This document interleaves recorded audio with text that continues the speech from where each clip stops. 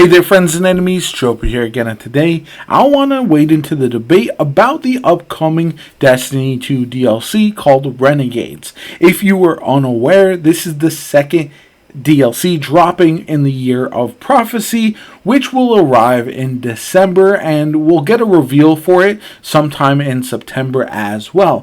But that's not the controversy surrounding this.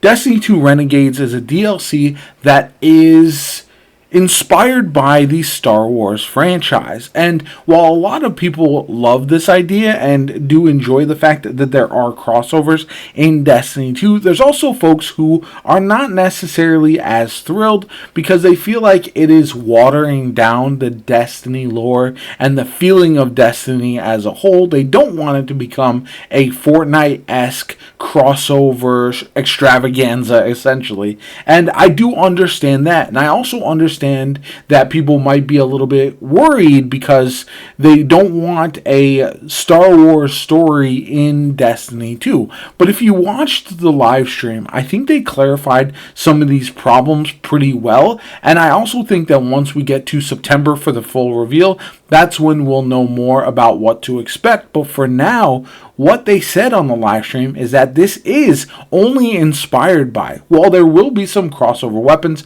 potentially like a lightsaber, it looks like there will be an option for that, and a blaster similar to Han Solo's, which I feel like is pretty interesting. I understand why that might not appeal to everyone. However, if the story is done in a very Destiny way, but just a space cowboy type adventure, I think it could be excellent personally. Especially we're going to a location that looks unique in the Destiny space. We're going to get weapons that are going to be exotics. We have so many already, and these ones look incredibly interesting.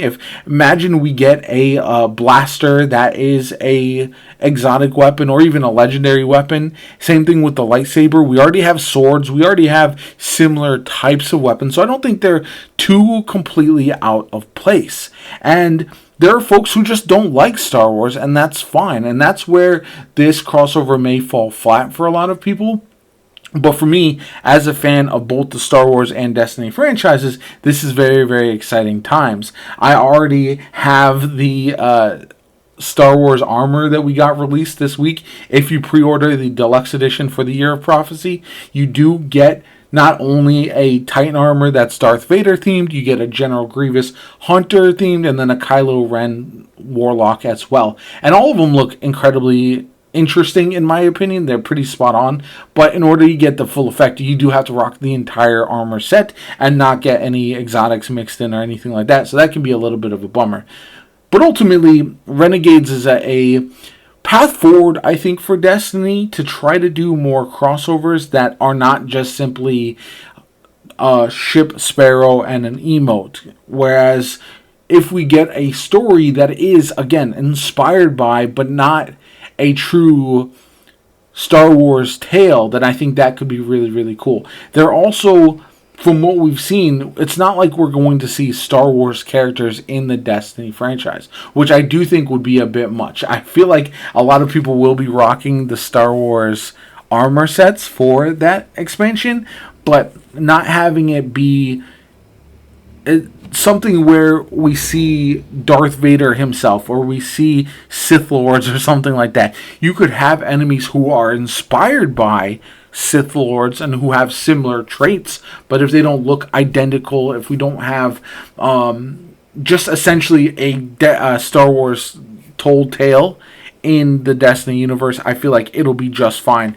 And ultimately, at the end of the day, I also think that in many cases, the Destiny community is known to jump to conclusions and get a bit ahead of themselves when we look at future content. We don't know how this is going to arrive, how they're going to set the story up, how we're going to get to this new location, to this new type of story, or how they're going to incorporate it into the Destiny universe and what that inspiration will be. It could be just a general Star Wars style story that's not really anything outside of anything we would see in a sci-fi game at the end of the day. And that's something that I feel like shouldn't be overlooked. We don't know what to expect, and because of that, it's too early to jump to conclusions. But from what they've said, what the Bungie developers have told us, I do feel like we are in a pretty good spot to know that it's not going to be a Star Wars game, but you're playing Destiny 2. And that's, I think, the concern for a lot of people. Again, if you don't like Star Wars, that's all well and good. I understand that. I don't know if this expansion is going to be for everybody necessarily, but it does make a lot of sense. We have an aging game in Destiny 2. You'll get some revitalization with some folks who might not have ever played Destiny, but are massive Star Wars fans who will potentially get into the franchise for the very first time. We've seen it with Fortnite, where you have people who wouldn't normally play that game jumping in because their favorite franchise is represented. Maybe they'll grab an anime skin or a video game character, and I think for that reason it's worth the risk, especially if it's done in a way that still feels very Destiny-like and doesn't feel like, again, just a Star Wars game at the end of the day. Other things to keep in mind as we press forward to Renegades.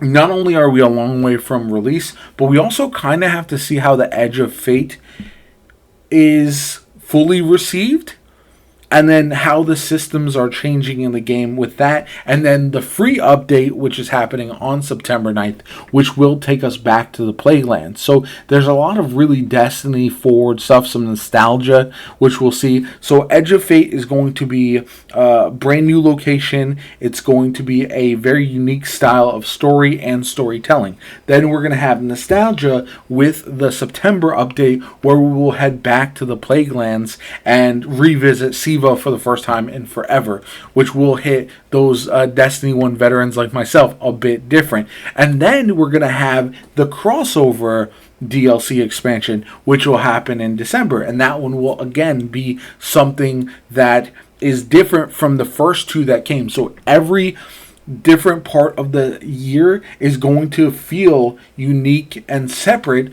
which I do feel like is good.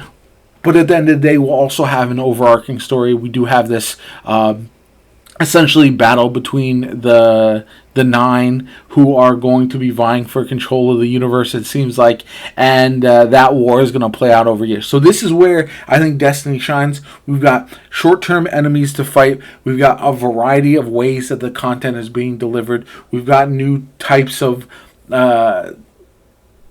encounters and events and all that kind of good stuff as well. Don't forget that if the Renegades game style, if all of the different activities that we get with that update are very good, people will often overlook whatever else comes with it as well. So that's something to keep in mind also. So anyway, I think at the end of the day, I'm really excited about this year in Destiny, more so than I was in the time following the last major expansion, because I think this is going to be a content delivery style that for me is going to work out very, very well. While I did really enjoy the final shape, I thought it was an excellent conclusion to the story that they were telling, I was concerned about the future of the game, and now that we have a more solid answer on what's to come, I am very hyped. I cannot wait, and I am going to be playing Destiny a lot for the foreseeable future. Let me know what you guys think in the comments down below. Like the video as always, comment, subscribe, have a good one, and I'll catch you all later.